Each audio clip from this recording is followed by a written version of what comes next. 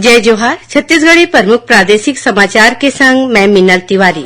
प्रधानमंत्री नरेंद्र मोदी काली 26 सितंबर के video conferencing ले रोजगार मेला में केंद्र सरकार के आने संस्थान बर चुने गए नव नियुक्त मन ला नियुक्ति पत्र दीही।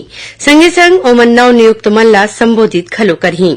छत्तीसगढ़ में भारतीय डाक विभाग रायपुर कोती ले एम्स के सभागार में बिहनिया 9:30 बजे रोजगार मेला लगाए जाही।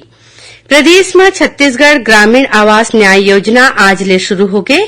सांसद राहुल गांधी हा बिलासपुर जिला के गांव परिषद सकरी में राखे गए सम्मेलन में ये योजना के शुभारंभ करीन। कार्यक्रम में श्री गांधी 1 लाख हितग्राही मन ला पहली किस्त के रूप में 25-25 हजार रूपया के रकम ऑनलाइन दीन। भारतीय जनता पार्टी कोती ले जसपुर में शुरू हुए दूसर परिवर्तन यात्रा आज जांजगीर चांपा जिला के पामगढ़ पहुंचिस। उन्हें दंतेवाड़ा ले शुरू हुए पहली परिवर्तन यात्रा आज बलौदा बाजार के जिला कसडोल पहुंच गए है।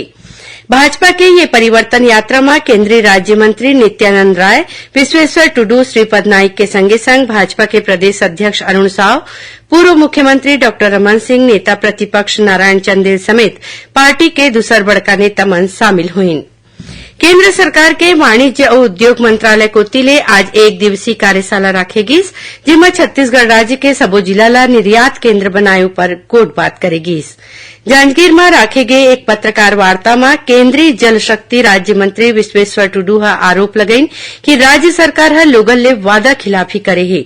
ओमन ला प्रधानमंत्री आवास योजना के लाभ ले वंचित राखेगिस से संगे संग जल जीवन मिशन के काम में घलो गड़बड़ी करे जाथे। प्रदेश में मेरी माटी मेरा देश अभियान में गांव के सबो घर में अमृत कलश में माटी और चाउर इकट्ठा करे के काम 30 सितंबर तक करे जाही। एकर बर अमृत कलश 1 ले 13 अक्टूबर तक विकासखंड मुख्यालय लाए जाही। पंडित दीनदयाल उपाध्याय के 107वां जयंती में आज देश सुमन ला सुरता करत है।